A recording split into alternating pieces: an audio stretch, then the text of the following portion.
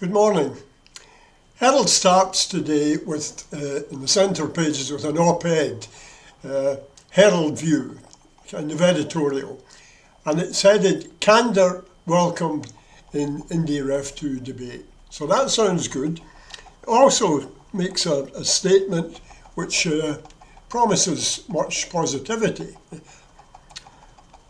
But the party, that's the SNP, has diligently transformed itself into a vote-winning machine, stirring passionate hopes of independence in the hearts of many Scots, and in recording 11 election victories in its 15 years in power, it has deservedly replaced Labour as the real power in the land.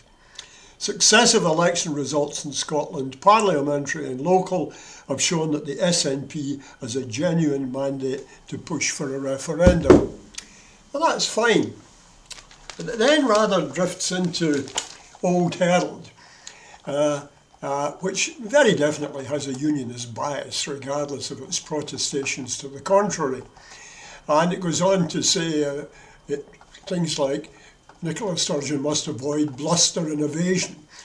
Nicola Sturgeon always avoids bluster and evasion, other than the necessary reticence of any politician in the face of ridiculous closed questions, which are not designed to elucidate information, but to pin the person down within an artificial framework that the questioner wants them to operate in. It displays throughout the confusion of equating the SNP with independence. And it goes into, of course, the favourite defence mode of the union. Look at the shambles the union is now in. This is not the time to do anything to add to it. Well, it's a very odd argument, and I think most Scots say, aye, right, they can cut through that kind of crap effortlessly. It's innate in the Scottish character to perceive bullshit very rapidly.